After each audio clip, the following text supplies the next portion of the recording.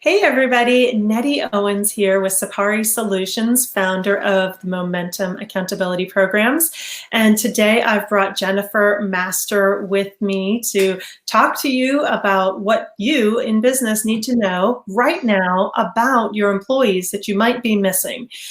Jennifer comes to us with a wealth of experience. Honestly, I would need the full 10 minutes to explain her background, but just needless to say, she's fantastic and an expert in her field. She represents companies that need to hire unique and intelligent individuals that already know about soft skills and how to use them. She represents individuals that want to find their next career. So welcome, Jennifer. And is there anything you would add? No, because we probably need another 10 minutes, so it's okay. I love it. Well, just know that Jennifer is the real deal. And if you'd like to contact her at the end, I'm going to share her information. You can reach out to her on LinkedIn, and I'm sure she'd love to talk to you. But let's just jump right in here. The burning question, especially as we see a lot of companies laying off, there have been some major companies that have had some major layoffs in the last few weeks. Why would we be talking right now about recruiting? Like, should businesses be recruiting people right now? Absolutely. Absolutely. This is not stopping us at all. And in my opinion, the ones that are getting laid off, you have to be super careful about, because are they the ones that got laid off because they should have been laid off before this all happened? Or are they the ones that got laid off and unfortunately they got laid off and nobody wants to lose them? So employers should definitely be interviewing a lot differently right now and asking some really more stronger skill set questions. Soft skill questions is a big factor right now in what they're supposed to be asking and taking advantage of it. What are some soft skills that employers should look for right now? And I'm going to ask you that question, and I want to go back to what you posed as,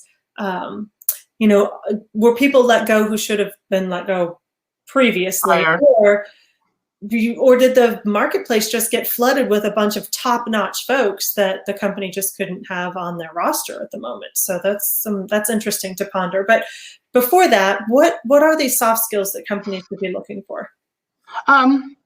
Communication, number one. Yeah.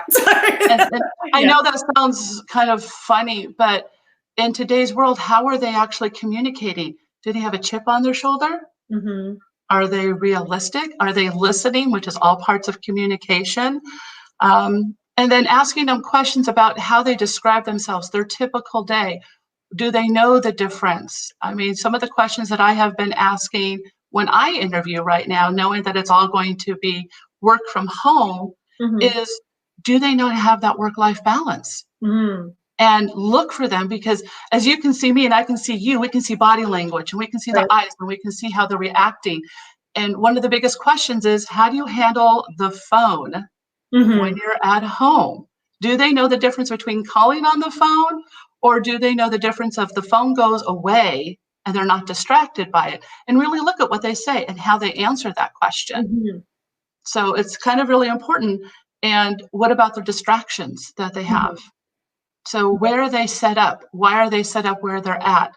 Are their distractions positive? Are there distractions with their kids and their dogs, which nowadays is allowed? But is there too much overload?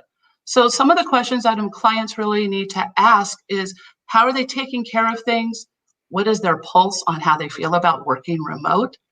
That's a big question right now. My client's like, oh, everyone loves it. That was last month. Right. This month, it's like, it's not so much fun as I thought it was going to be. And then you get that medium person. For my husband's company, no one's taken a day off. Since this whole thing started, no one's taken a day off in his company. And so the supervisors, the managers are having to say, you actually shouldn't be working 24/7. You shouldn't be not taking your time off. And so knowing that you're bringing somebody on who has, as you said, that work-life balance, but has some boundaries on their work that are positive, that will help them be more productive and not burn out. Those are some great questions. So I'm curious too. I want to jump in a little bit more to that question earlier, that distinction, are the people that companies are laying off, are those people that should have been let go, or are they people that now have just flooded the market with really great employees that could be snatched up by others? Right. And there's a difference. Sometimes people are like, we're an at-will state. I'm in Washington. So Washington is an at-will state.